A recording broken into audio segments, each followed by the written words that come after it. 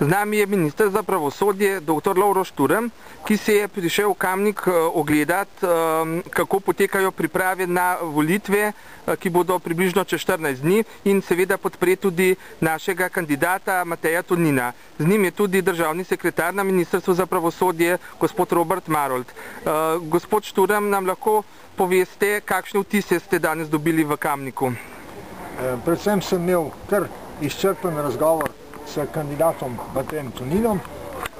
Prikazal mu je svoj program. Moram reči, da ima zelo dober program, da tudi zelo uspešno, kot vidim, deluje in ga predstavlja vsem svojim volivcem, tako da ga resnično lahko vsem zelo priporočim in podpiram njegova prizadevanja.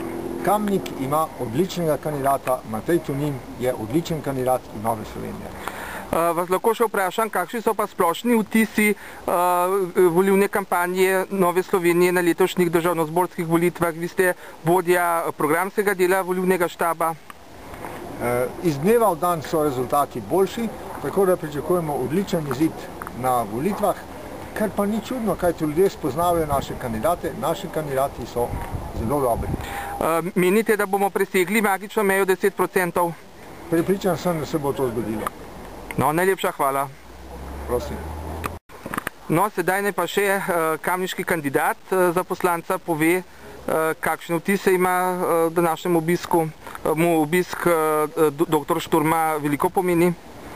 Meni osebno tovrstni obiski zelo veliko pomenijo. Na nek način sem počaščen, da se je tako pravosodni minister kot tudi državni sekretar, da sta si vzela čas, se sestala z mano in da smo se o teh stvareh, o volilni kampanji, o pripravah na volitve pogovorili.